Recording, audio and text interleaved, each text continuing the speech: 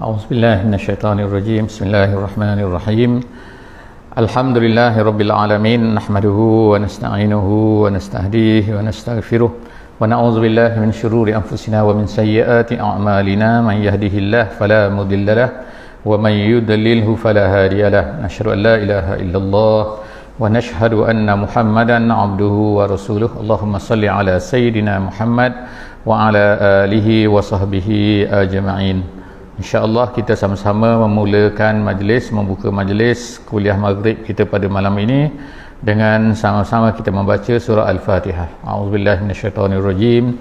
Bismillahirrahmanirrahim. Alhamdulillahirabbil alamin, arrahmanirrahim, maliki yaumiddin. Iyyaka na'budu wa iyyaka nasta'in. Ihdinas siratal mustaqim, siratal ladzina an'amta 'alaihim ghairil maghdubi 'alaihim waladdallin. Amin. Amin, amin, amin ya rabbal alamin. Alhamdulillah, bersyukur pada Allah Subhanahu wa taala. Salawat dan salam kita panjatkan kepada baginda Nabi sallallahu alaihi wasallam. Allahumma salli ala sayyidina Muhammad wa ala alihi wasahbihi ajmain. Yang saya kasihi Tuan Imam yang bertugas pada malam ini, Tuan Bilal dan seterusnya ahli-ahli jemaah muslimin muslimat di Kampung Beribi pada malam ini, Masjid Kampung Beribi. Alhamdulillah, bersyukur pada Allah Subhanahu wa taala. Kita masih lagi dipanjangkan umur, dimurahkan rezeki, dimudahkan usaha, ada keinginan dapat bersama-sama dalam majlis untuk menghidupkan masjid kita ini dengan majlis ilmu, majlis yang baik. Moga-moga saham kita, kehadiran kita pada malam ini menghidupkan majlis ini akan mendapat keberkatan daripada Allah Subhanahu wa taala dan akan menjadi hasanat, penambahan hasanat kita apabila kita berjumpa dengan Allah Subhanahu wa taala. Amin ya rabbal alamin.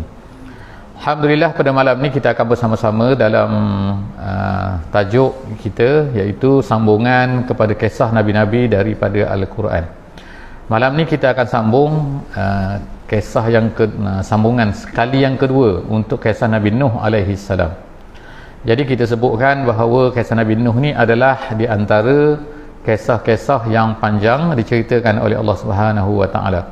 Kisah panjang, ada kisah pendek dalam Quran tentang nabi-nabi, ada yang hanya disebutkan nama sahaja, tapi ada yang disebutkan dengan panjang lebar. Di antaranya ialah Nabi Nuh alaihi salam. Kerana Nabi Nuh adalah salah seorang daripada yang kita panggil sebagai ulul azmi minar rusul.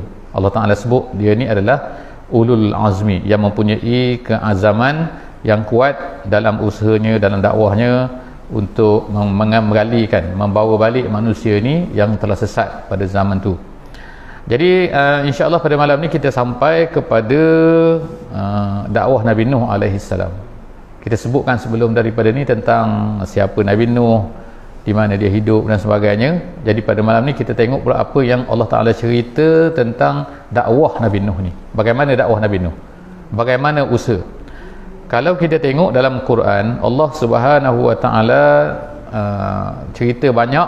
Ada satu surah yang bernama surah Nuh. Surah Nuh ni adalah surah di juzuk yang ke-29. Juzuk 29. Jadi dalam juzuk yang ke-29 ini dimulai dengan Al-Mulk. Kemudian selepas daripada tu ada surah Al-Haqqah, ada surah Al-Qalam, ada surah Muzammil, ada surah Muddathir dan seterusnya lah. Daripada surah-surah ni, semua surah-surah ini dalam juzuk yang ke-29 ini, yang menariknya adalah surah-surah yang menceritakan tentang kisah dakwah nabi-nabi kepada Islam, kepada yang betul, mengajak manusia supaya jangan sembah selain daripada Allah, sembah Allah Ta'ala saja. Jadi kita akan lihat pada surah Nuh pada malam ni, insya-Allah Allah Ta'ala akan kita akan baca daripada surah ni apa yang diajak oleh Nabi Nuh ni dan bagaimana. Jadi kita telah sebut dulu bahawa Allah Subhanahu wa taala sebutkan dalam surah Al-Ankabut ayat yang ke-14 bahawa Nabi Nuh ni dia mengajak kaumnya selama 950 tahun. Allah Ta'ala sebut dalam Al-Quran, a'udzubillahi minasyaitonirrajim, walaqad arsalna nuhan ila qaumihi falabitha fihim alfasanatin illa khamsina ama. kami telah utuskan, hantar Nabi Nuh ni kepada kaum dia. Kemudian dia bersama-sama dengan kaum dia berdakwah kepada kaum dia selama 1000 tahun melainkan 50, maknanya 950. Kemudian Allah SWT sebut fa'akhazahumut tufan wa hum zalimun. Tapi akhirnya mereka ini telah ditimpa dengan taufan. Kita sebut bahasa Melayu taufan, bahasa Arabnya tufan gitu. Jadi maknanya bahasa Melayu ni ambil daripada bahasa Arab lah. Gitulah gitu. Ataupun bahasa Arab ambil daripada bahasa Melayu. Pelik pula ni. Jadi bahasa Arab lah. Kita orang Melayu ambil daripada bahasa ni. Tufan bahasa Arabnya. Mengetor tufan. Jadi Nabi Nuh ni, kaum Nabi Nuh ni dikena tufan. Kita sebut dulu minggu lepas. Allah Ta'ala utuskan Nabi Adam. Kemudian selepas daripada itu ada Nabi Syith. Kemudian ada Nabi Idris. Jadi Nabi-Nabi ni, sebelum daripada Nabi Nuh ni, mereka ni tak ada banyak masalah. Kerana manusia pada masa itu masih lagi beriman. Bila sampai kepada Nabi Nuh ni, bukan majoriti, semua manusia dah tak beriman dah. Dah sesat semua dah. Macam mana boleh jadi sesat? Kita cerita pada minggu lepas, kesimpulannya ialah mereka ni ada orang soleh, orang-orang yang bagus di kalangan mereka ni. Kemudian apabila orang bagus ni mati, mereka pun buat gambar. Lalu gambar ni bukan untuk disembah. Pada mula-mulanya hanyalah untuk disayang-sayangi. Itu untuk diingat-ingati. Kemudian lama kelamaan, habis satu generasi, dua generasi, gambar-gambar tu akhirnya dibuat patung. Dibuat lebih sikit. Patung dengan gambar ni lain sikit. Patung ni ada bentuk 3D. Kalau gambar ni 2D, gitu kot dia flat kan. Tapi bila 3D ni dah jadi patung, lama-lama mereka tengok je, mereka gantung di rumah, letak di rumah. Lama-lama habis satu generasi, dua generasi, tiga generasi, anak cucu mereka sembah pula. Akhirnya mereka kata itulah Tuhan, itulah orang yang patut kita sembah. Akhirnya mereka pun tinggallah Allah Subhanahu wa Ta'ala. Jadi pada ketika itulah Allah Ta'ala utuskan Nabi Nuh alaihi salam. Jadi banyak ulama kata bahawa Nabi Nuh ni diutuskan di kawasan Iraq, negeri Iraq. Sebab dikatakan manusia pada masa itu masih berada di kawasan Asia Tengah tu, negeri Arab lah, kawasan-kawasan negeri Arab, Iraq, Syria, tu kawasan tu. Kawasan kita ni tak ada lagi lah manusia pada masa tu kot, ada dinosaur kot, ataupun tak tahulah, gajah-gajah memoh mungkin lah. Jadi selepas daripada tu, ceritanya ialah Allah Ta'ala tak sebut banyak apa yang diajak oleh Nabi Nuh ni. Nabi Nuh ni mengajak kaum dia ialah mereka ni supaya kembali pada Allah, tinggalkan berhala-berhala ni. Berhala yang besar pada masa tu, ada 5 yang Allah Ta'ala sebutkan dalam Al-Quran, yang kita dah sebut pada minggu lepas. Jadi apa lagi? Itu sajalah yang dicerita oleh Allah Subhanahu wa Ta'ala di dalam Al-Quran tentang ajakan Nabi Nuh ni.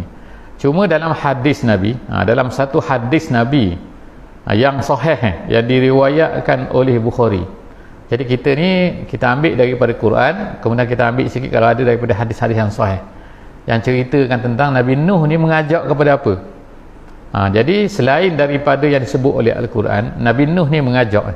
Kalau ikutnya manusia ni, kalau kita lah umat Nabi Muhammad SAW, ajaran Nabi Muhammad SAW banyak perkara yang diajak oleh Nabi Muhammad kepada kita.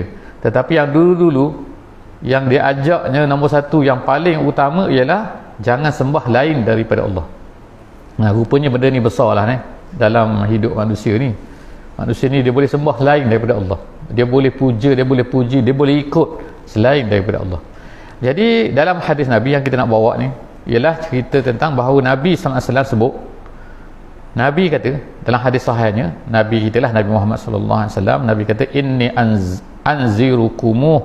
anzirkumuhu wa ma min nabiyyin illa waqad anzara bihi qaumahu laqad anzara Nuh qaumahu. Nabi kata, jadi maksud hadis ni ialah Nabi kata semua nabi-nabi ni yang diutus oleh Allah Subhanahu wa Ta'ala, mereka ni menceritakan satu perkara yang sama.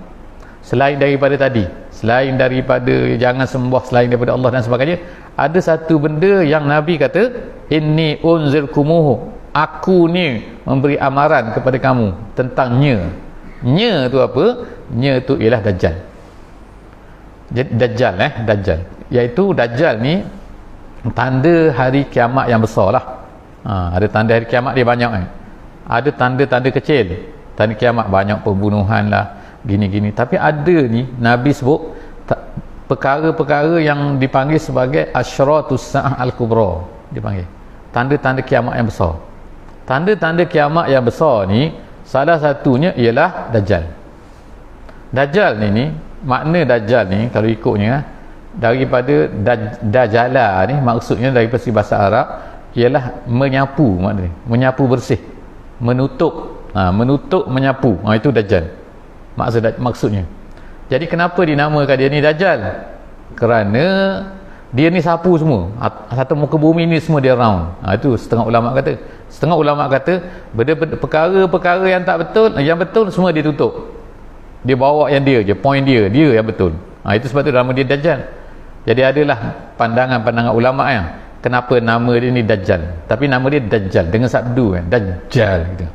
Jadi kalau sabdu maknanya ialah satu orang yang mana yang power, yang kuat sangat usaha dia tu untuk memadamkan yang betul, untuk padamkan yang tak, yang betul-betul semua ditutup. Sebab tu nama dia Dajjal. Jadi Dajjal ini adalah salah satu daripada tanda kiamat yang besar. Dia ni siapa sebenarnya? Dajjal ni, dia ni adalah orang manusia. Dia ni mengikut hadisnya ialah dia manusia. Dan Nabi SAW, Nabi kita pernah cerita, Nabi pernah bermimpi tengok dua orang manusia. Dalam mimpi Nabi tengok, yang pertama Nabi jumpa ni masa Nabi tidur di Mekah ni, Nabi tengok seorang lelaki di mana dua lelaki ada di kiri kanan dia. Kemudian Nabi tanya siapa ini? Nabi kata itu adalah diberitahu bahawa kepada Nabi bahawa itu adalah Nabi Isa alaihi salam. Kemudian selepas daripada itu lagi Nabi jumpa lagi seorang yang mana dia ni buta, mata kanan dia tertutup, dia kata seolah-olah macam tak ada mata. Lepas tu antara dua mata dia ada tulis itu perkataan kafir, sini maknanya kafir itu. Itu. Tapi Nabi kata orang biasa tak nampak perkataan tu. Orang yang Allah Ta'ala tak tunjukkan, tak beri hidayah kepada dia, tak nampak. Orang-orang tertentu saja nampak kafir tu. Dia memang kafir lah jadi sebelah mata lagi tu nampak, dan mata dia tu terbonjol keluar. Dalam hadis sebut terbonjol keluar tu, keluar sikit mata dia tu. Tapi janganlah kita kata bahawa semua orang terbonjol keluar tu adalah tu Dajjal. Jangan pula, ni mata Dajjal, bukan. Ataupun orang yang buta sebelah tu kita kata dia ni Dajjal ni, bukan. Nak ceritanya sifat Dajjal yang Nabi sebut, yang Nabi cerita. Jadi Dajjal ni dah ada ataupun tidak ada sekarang ni. Ini banyaklah hadis-hadis Nabi sallallahu alaihi wasallam yang mencerita pasal Dajjal. Saya cerita sikit lah sebahagian daripadanya sebahagian daripadanya. Pernah Nabi sallallahu alaihi wasallam jumpa seorang budak dan Nabi kata dia adalah Dajjal di Madinah. Pernah Nabi sallallahu alaihi wasallam dalam hadis, satu hadis yang masyhur, Nabi sallallahu alaihi wasallam pernah naik atas mimbar di masjid Nabi. Kemudian Nabi panggil semua orang. Nabi kata aku nak cerita satu perkara yang diceritakan kepada aku oleh seorang sahabat bernama Tamim Ad-Dari. Tamim Ad-Dari nama dia. Tamim Ad-Dari ni seorang sahabat Nabi. Dia ni asalnya orang Kristian. Dia cerita Tamim Ad-Dari, dia ni asalnya Kristian, kemudian dia masuk Islam, kemudian berbai'ah kepada Nabi sallallahu alaihi wasallam.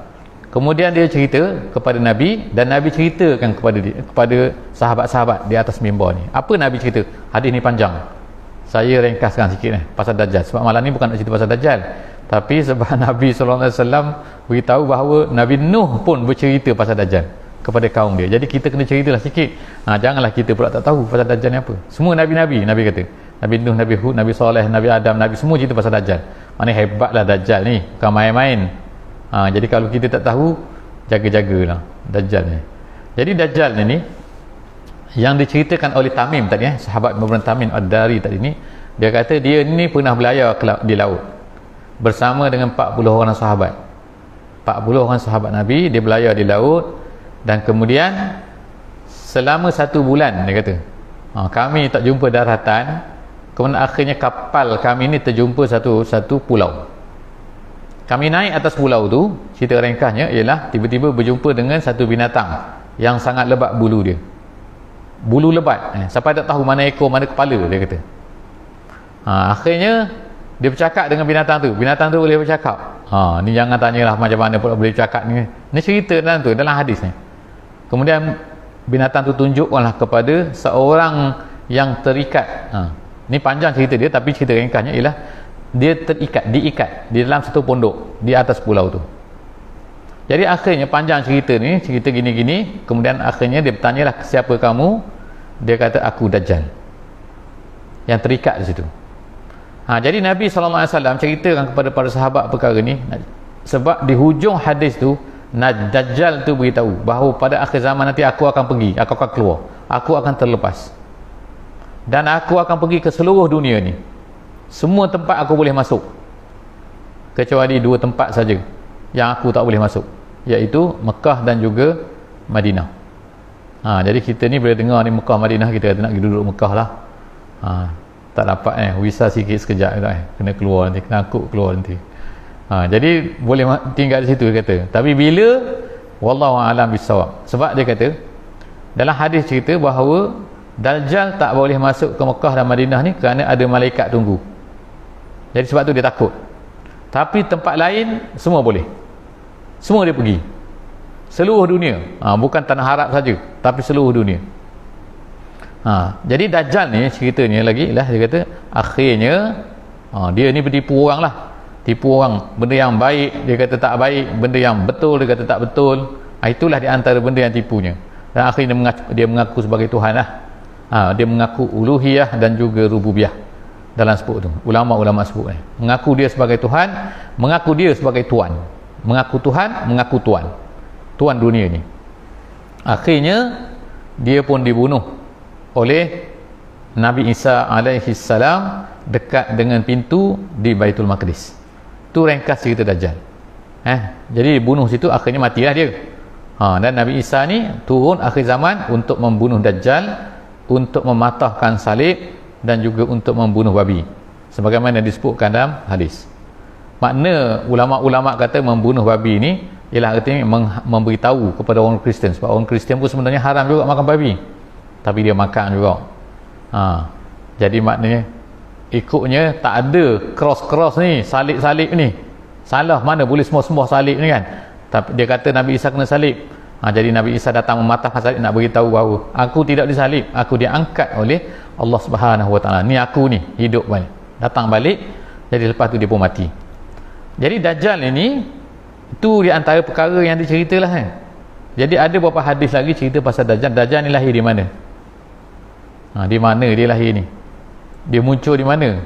Nabi SAW kata dalam satu hadis, dia kata dia muncul daripada sebelah timur. Ulama kata sebelah timur ni sebelah timur Madinah, sebab Nabi SAW dalam hadis tu Nabi tunjuk sebelah timur. Timur mana tu sini? Ni barat tak? Timur sebelah sana. Timur. Nabi tunjuk pada masa tu sebelah timur. Timur ni kalau tengok dalam peta di Madinah tu, timur tu maknanya di sebelah Iran. Gitu. Sebelah Iran, dan ulama kata di Khurasan, kawasan Khurasan. Dia datang daripada tu, dan setengah ulama lagi kata disebut perkataan Esfahan. Esfahan tu ialah satu bandar di dekat dengan Iran, dalam Iran.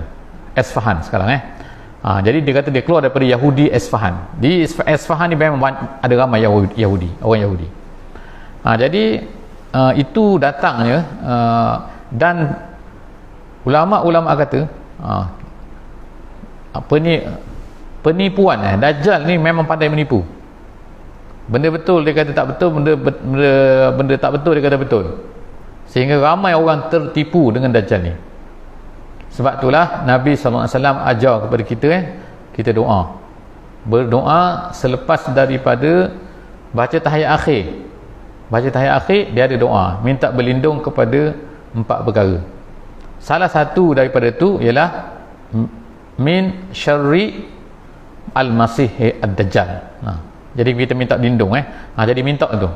Jadi insya-Allah doa tu boleh minta daripada imam lah, jangan minta daripada saya lah. Boleh minta ni. Dia ada doa, kalau siapa tak tahu ataupun boleh tengok internet sekarang Tengok dia ada doa dia yang diajar oleh Nabi, doa selepas daripada tahiyat akhir.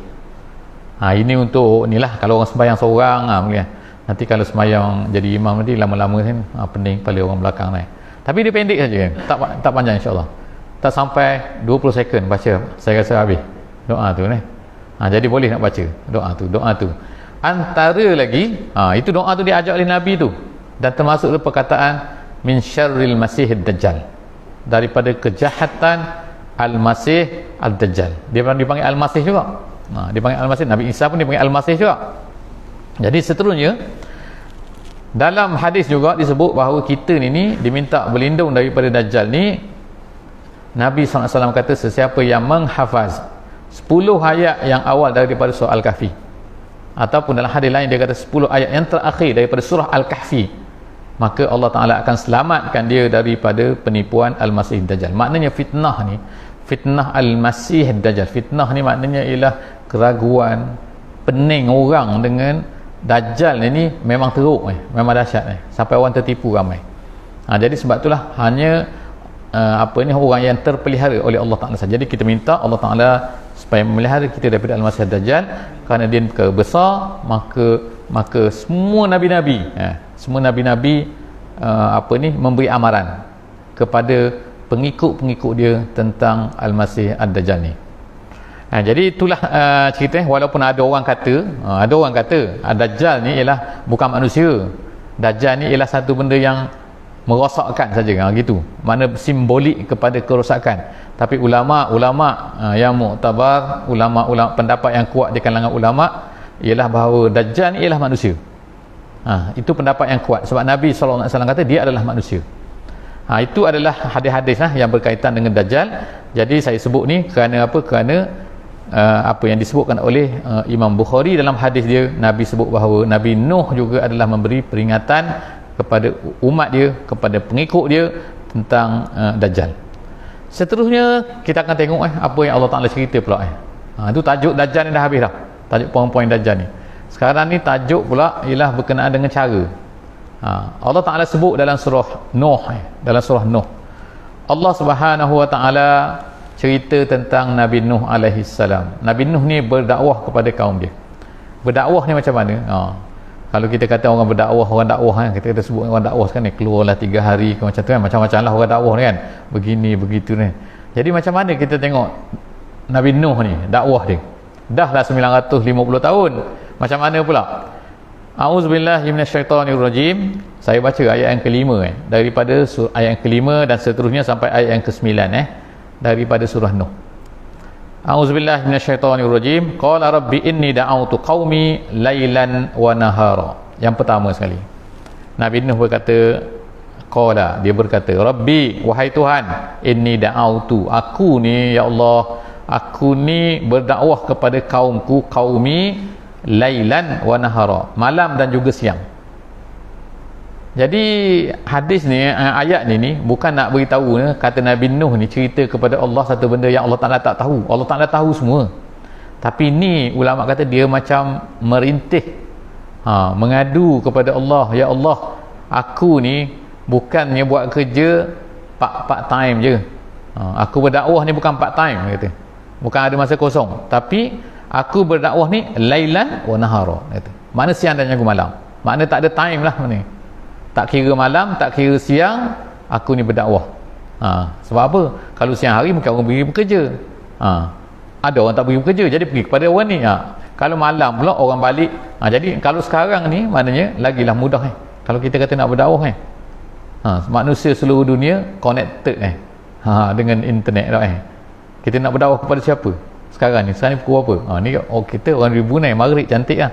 Lepas ni orang di India pula maghrib cantik juga. Lepas tu orang di pula Arab pula. Lepas tu orang Eropah pula, kemudian orang Amerika pula. Jadi maknanya setiap waktu lah kalau ikut memang cantik. Kalau sekarang ni, kalau orang tu nak berdakwah lah, dakwah melalui online ni mudah je sekarang ni. Pasang je ni, dah semua orang boleh dengar. Jadi maknanya sini Nabi Nuh ni kata, walaupun zaman tu lah kita tahu mana ada elektrik, mana ada alat telekomunikasi, mana ada apa ni nak pergi sana sini kan, kena pergi berjumpa lah. Mikrofon pun tak ada pada masa tu. Tapi Nabi Nuh kata siang dan juga malam. Makna time bagi aku tak penting. Yang penting aku ni berdakwah. Itu nombor satu. Yang keduanya, falam yazidhum du'ai illa firara. Kata Nabi Nuh kata, ya Allah, Allah tak nak tahu, tapi aku nak cerita, iaitu mereka ni, apa aku buat macam tu siang dan juga malam tu, tidak menambahkan kepada mereka dakwah aku ini, melainkan mereka ni semakin lari daripada dakwah aku. Bukan nak dengar. Aku dah penat-penat siang malam, tengok-tengok dia makin lari. Jadi serupalah dengan jadi kalau orang-orang yang berdakwah, orang yang mengajak orang kepada Islam pada hari ni, kalau orang lari tu, itu biasa. Bukan zaman kita je, zaman Nabi Nuh dah lari dah. Makin kuat berdakwah, makin kuat lari dia. Kata Nabi Nuh, wa inni, ayat nombor 7, wa inni kullama da'autuhum litaghfira lahum ja'alu asabi'ahum fi azanihim. Ya Allah, dia kata, setiap kali aku ajak mereka ni, aku ajak mereka ni bukan nak buat apa, supaya kamu ampunkan mereka, litaghfira lahum, supaya kamu ampunkan mereka. Makna nak, bukan minta duit, bukan apa, nak bagi kebaikan kepada mereka. Apa yang mereka buat? Ja'alu asabi'ahum. Allah Ta'ala kata ja'alu ni makna menjadikan, asabi' ni jari mereka, fi azanihim, di dalam telinga. Jadi makna tak nak dengar lah. Kalau zaman Nabi kita, dia buat bising. Yang kita cerita dulu tentang apa ni, sirah Nabi zaman Nabi tu, bila Nabi nak berdakwah je, nak cerita je, nak ceramah je, dia sibuk menyanyi. Bahkan zaman Nabi kita, dia beli khusus, dia kata penyanyi-penyanyi, artis-artis daripada negeri Syam untuk dibawa ke Mekah tu, yang khusus bila Nabi kita sallallahu alaihi wasallam nak ceramah, dia pun startlah menyanyi dia tu. Lebih kurang lah zaman sekarang macam tu juga ni, tarikan apa ni, tarian ke, TikTok ke, apa ni, lagu-lagu kan lebih kuat lagi daripada ceramah-ceramah ni kan. Ceramah dapat berapa je kalau ceramah kita ni dapatlah 100, 200. Hebat-hebat sikit, ustaz-ustaz popular sikit, dapatlah 2-3 ribu sekali dengar ni. Tapi kalau lagu-lagu tu, lagu Korea, lagu apa tu kan, sekali menyanyi juta terus satu hari dapat juta terus tak? Betul tak ustaz? Bukan sikit, setengah tu 24 jam dia kata dapat 1 bilion. Wah, bilion maknanya maknanya bilion 1000 juta kan, 1000 juta maknanya dapat viewers, dapat orang tengok. Kita ni tak ada orang tengok. Jadi benda tu biasa sejak zaman Nabi Nuh lagi. Mereka letakkan, dia kata, jari-jari di telinga mereka, fi azanihim wastaghshaw thiyabahum. Yang keduanya, mereka ni istaghshaw thiyabahum. Istaghshaw thiyabahum maknanya ambil kain tutup kepala dia. Maknanya tunjuk sangat anti sangatlah. Jangan duk bercakap lah, gitulah, litaghshaw thiyabahum, wastaghshaw thiyabahum. Kemudian wa asarru, dan mereka berterusan macam tu, wastakbaru istikbara, dan sombong, menyombong, sombong, tak nak dengar.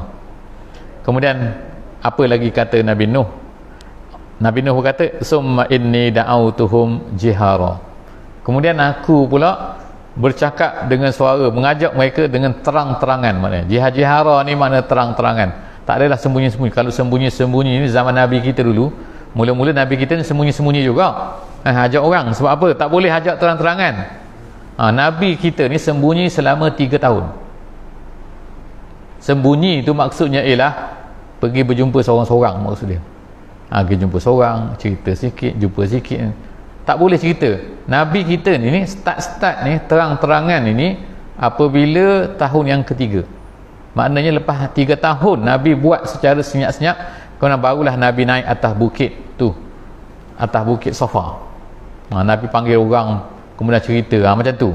Pada masa itulah datanglah Abu Lahab tu, yang turunnya surah Lahab tu, tabbat yada abi lahabin watab, tu turun ayat tu selepas daripada Nabi kita tu naik atas bukit Safa. Jadi maknanya Nabi Nuh ni Nabi kita 13 tahun je di Mekah lah, kemudian 10 tahun di Madinah. Nabi Nuh ni 950 tahun duduk pada kaum dia je. Manusia pada masa tu tak ramai sangat pun, kalau nak kata kan, tapi tengoklah dahsyatnya. Mereka ni kemudian dia kata, aku dakwah mereka, aku mengajak mereka jihara, secara terang-terangan. Kemudian ayat ke-9 Allah Ta'ala kata, summa inni a'lamtu lahum. Allah Ta'ala cerita tentang Nabi Nuh ni, Dia kata kemudian aku iklankan kepada mereka. Makna terang-terang buat iklan lah. Kalau kita sekarang ni maknanya kan buat iklan, buat poster, buat tu lagi tak keluar situ, buat situ lagi, buat poster sana pula hantar kan, link dalam Facebook, dalam WhatsApp group lah, macam-macam iklan lah tu. Summa inni a'lantu lahum, kepada semua orang kata, wa asrartu lahum israra, dan juga ada juga aku buat secara senyap-senyap. Jadi maknanya ada secara senyap-senyap dan juga ada secara terang-terangan. Tu kata Nabi Nuh alaihi salam. Tu jadi surah ni surah Nuh. Surah ni cerita tentang teknik-teknik yang digunakan oleh Nabi Nuh dalam dakwah dia. Jadi Allah Ta'ala ceritakan turun surah ni kepada Nabi Muhammad sallallahu alaihi wasallam, nak beritahu kepada Nabi Muhammad inilah cara dia nak dakwah, kena cara macam ni. Dan kita pun pada hari ni macam tu lah juga ni. Kita nak dakwah macam ni lah cara dia, kena ada macam ni, pelbagai cara, pelbagai teknik. Apa yang ada guna semua. Ada TV, guna TV, ada radio, itu zaman dulu lah TV radio. Sekarang orang tak tengok lah TV radio ni, orang tengok internet kan. Jadi ada TikTok, guna TikTok lah. Saya pun tak guna lagi TikTok ni, tak erti, tekan-tekan tak tahu apa benda lagi, nak guna CapCut ke, nak guna benda tak tahulah kan. Jadi seterusnya apa yang Allah Ta'ala sebut selepas daripada tu ialah dalam surah Hud. Ni surah Hud. Surah Hud pun banyak cerita pasal Nabi Nuh alaihi salam. Allah Ta'ala kata ni cerita tentang apabila Nabi Nuh ni dah dakwah kaum dia, kemudian datanglah penentangan daripada kaum dia ni. Kaum dia ni, adakah kaum dia terima? Kalau kita tengok di akhir kisah Nabi Nuh ni, majoriti daripada kaum dia memang tak terima Nabi Nuh ni. Bahkan apa yang mereka buat kita akan tengok nanti, apa yang dikatakan oleh kaum dia. Kaum dia ni diketuai oleh Al-Mala', dia panggil Al-Mala'u. Dalam Quran sebut faqala Al-Mala'u. Al-Mala'u ni maknanya kalau terjemahan dalam Quran terjemahan, dia kata maknanya ialah pembesar-pembesar, orang-orang besar. Tapi asal makna Mala'u ni ialah penuh, maksudnya penuh. Mala'u penuh apa? Dia kata kenapa dipanggil penuh? Penuh ni maknanya seorang yang mana yang penuh di hati masyarakat, gitu. Penuh pada pandangan orang ramai, maknanya orang terfikir pasal dia lah. Jadi orang tu orang yang istimewa lah, orang-orang yang besar dalam masyarakat, itu dipanggil Al-Mala'u. Jadi Allah SWT sebut ni faqala Al-Mala'u, berkatalah Al-Mala'u, orang-orang pembesar-pembesar, allazina kafaru min qaumihi, yang kafir daripada kaum dia. Maknanya Al-Mala'u ni pembesar-pembesar, orang besar bukan tak semestinya kafir. Ni nak ceritanya ialah orang besar yang kafir. Jadi orang yang kecil pun ada juga yang kafir. Tapi biasanya orang kecil ni ikut orang besar. Orang besar yang kafir tu. Jadi Allah SWT sebut sini faqala al-mala'u allazina kafaru min qaumihi, berkatalah orang-orang al-mala' yang kafir daripada kaumnya, kaum Nabi Nuh, ma naraka illa basyaran misluna. Nombor satu dia kata, kami tak nampak kamu ni melainkan manusia macam kami. Ini memang hujah biasa sejak daripada mana zaman Nabi Nuh sampailah kepada zaman Nabi kita Nabi Muhammad sallallahu alaihi wasallam. Antara bendanya yang dia orang akan buat guna, dia akan kata dia orang tak terima Nabi ni ialah kerana dia kata Allah, bukan kami tak kenal kamu Muhammad, kamu dulu beranak anak kepada Abdullah maknya Aminah gitu kan, binti Wahab, kamu ni membesar di Mekah ni, bukan kami. Kalaulah yang kamu bawa ni yang kamu cerita ni yang datang cerita ni ialah malaikat, kami terima mungkin, dia kata. Jadi dan kami tengok kamu pula buta huruf, kamu ni bukan pandai pun, gitu. Kamu ni orang miskin, kami orang hebat lagi. Jadi tu dia antara poin-poin dia lah. Rupa-rupanya cara macam ni, bercakap macam ni ialah benda yang sama, perkara yang sama yang dikatakan oleh kaum Nabi Nuh kepada Nabi Nuh alaihi salam. Jadi mereka kata illa basyaran misluna. Itu nombor satu. Kami tak nampak kamu ni melainkan manusia macam kami. Wa ma naraka taba'aka illa allazina hum araziluna badiyar ra'i. Yang kedua, poin yang kedua, kami tak nak ikut kamu. Kenapa? Kerana kami tengok, dia kata, orang-orang yang mengikut kamu ini hanyalah orang-orang yang araziluna. Dia panggil araziluna, maknanya orang-orang yang rendah martabat di kalangan kami. Maknanya bukan orang kaya, orang miskin-miskin, orang hina-hina, kaum hamba, macam itulah lebih kurang. Arazil tu maknanya orang yang rendah kedudukan dalam masyarakat. Jadi kami tengok, dia kata, yang ikut kamu ni ma nara kattaba'aka illa allazina hum araziluna, dia kata, yang orang-orang yang lemah-lemah sahaja, badiyar ra'i, yang bodoh. Badiyar ra'i ni maksudnya, badi tu makna rendah, ar-ra'i ni pandangan, maknanya orang yang tak cerdik, IQ 10 je, bukan 100, gitu. Nak masuk sekolah pun tak lepas, mungkin dia kata gitulah aku agak-agaknya. Jadi dia kata sini, orang yang ikut kamu ni ialah orang-orang yang rendah saja martabatnya di kalangan kami. Wa ma nara lakum alaina min fadlin. Nombor 3, perkara nombor 3, mereka kata hujah mereka ni, kenapa kami tak nak ikut kamu ni wahai Nuh, kerana dia kata wa ma nara lakum, tidak kami lihat pada kamu, alaina, di atas kami, min fadlin, ada kelebihan. Maknanya kamu tak ada kelebihan apa-apa. Kamu kaya, lebih kaya daripada kami? Tidak. Kamu dia ada pangkat lebih tinggi daripada kami? Tidak. Kamu ni pemerintah kami ke? Tidak. Kamu ni siapa? Orang biasa. Jadi itulah mereka, sebabnya mereka kata kami tak nak ikut kamu. Kemudian yang keempat disebut ni surah Hud, ayat yang ke-27. Ayat 27 surah Hud. Jadi dia kata, yang keempatnya dia kata bal nazunnukum kazibin, dia kata, bahkan kami rasa kamu ni penipu. Maknanya the label Nabi Nuh ni dengan penipu. Sebab itulah kami tak nak ikut. Jadi ada 4 perkara sini dia sebut kenapa kami tak nak ikut kamu wahai Nuh. Jadi perkara yang sama jugalah yang berlaku kepada Nabi kita sallallahu alaihi wasallam. Jadi sebab apabila Allah Subhanahu wa taala sebutkan tentang kisah Nabi Nuh ni kepada Nabi Muhammad sallallahu alaihi wasallam, maka Nabi ni terasa terhibur. Kenapa rasa terhibur pula? Dah orang buat macam tu. Kerana Nabi kita pun hadapi benda yang sama di Mekah ni. Jadi bila Allah Ta'ala cerita, dulu wahai Nuh, wahai Muhammad, kaum Nabi Nuh pun sama juga perangai dia. Maknanya kalaulah orang Arab Quraisy sekarang ni perangai dia macam ni, kamu jangan risaulah Muhammad. Sebab dulu pun sama juga perangai orang-orang jahat ni, orang-orang kafir ni, mereka ni sama sepanjang zaman, sepanjang Nabi-Nabi, mana-mana Nabi semua sama. Jadi itulah yang Al-Quran turunkan kepada Nabi kita sallallahu alaihi wasallam, dan juga menjadi pengajaran lah untuk kita yang hidup pada hari ini bahawa akan adalah nanti orang yang tolak benda-benda yang baik kan. Jadi kita kena faham lah kan, perkara ni bukan hanya terjadi pada masa ni, akan datang, kini, dulu dan selamanya akan berlaku perkara ni. Itu ayat ayat daripada surah Hud, ayat yang ke-27. Kemudian terus daripada tu hasil dakwah Nabi Nuh. Selepas Nabi Nuh ni dah berdakwah, berapa hasil dia? Setengah ulama kata 30. Dalam Quran tak sebutlah berapa Jadi apabila nanti di hujung cerita ni, bila tufan ini dah datang, air banjir besar dah datang dah, yang duduk, yang tinggal dalam perahu Nabi Nuh, kapal Nabi Nuh ni kebanyakannya ialah binatang. Maknanya binatang tu lebih banyak lagi daripada orang. Binatang tu tahulah binatang apa, gajah dia kata ambil 2 ekor. Jadi harimau pun 2 ekor, gajah 2 ekor, rusa 2 ekor, tak tahulah kambing 2 ekor, lembu 2 ekor, jantan betina. Tu setengah ulama lah ceritakan benda ni.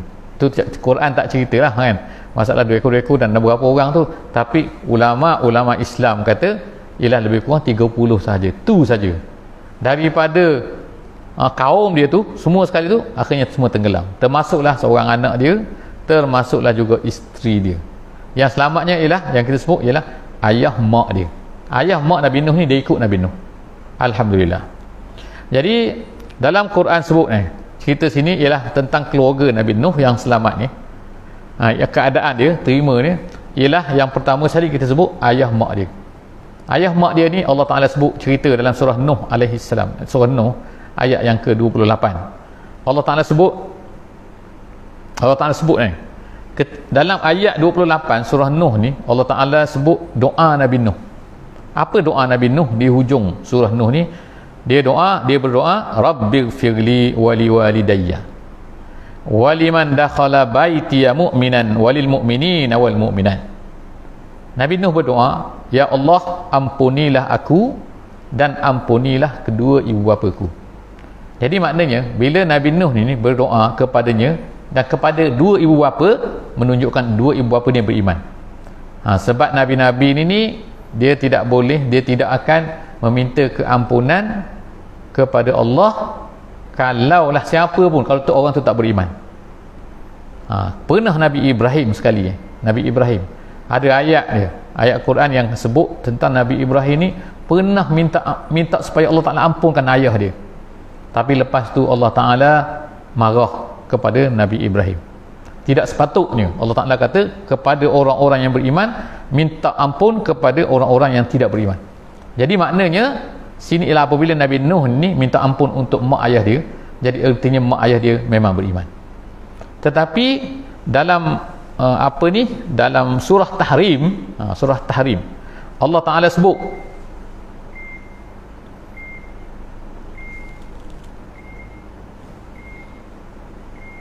ada 50 second lagi.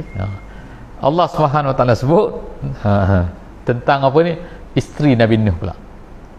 Isteri. Jadi sebut, Allah Ta'ala sebut bukan Nabi Nuh seorang, isteri dia yang tak beriman, ada lagi isteri Nabi-Nabi yang lain yang tak beriman. Siapa dia? InsyaAllah kita akan sambung minggu depan, insyaAllah. Kita akan tengok pula kemudian anak dia pula macam mana, cerita yang Allah Ta'ala cerita tentang anak dia di dalam surah Hud ayat 46. Wallahu a'lam bisawab. InsyaAllah kita jumpa lagi lah, insyaAllah sambungan tentang Nabi Nuh ni dalam sesi akan datang. Wallahu a'lam bisawab. Bismillahirrahmanirrahim. Wal 'asri innal insana lafi khusr illa allazina amanu wa 'amilus solihat wa tawassaw bil haqqi wa tawassaw bis sabr. Wassalamualaikum warahmatullahi wabarakatuh.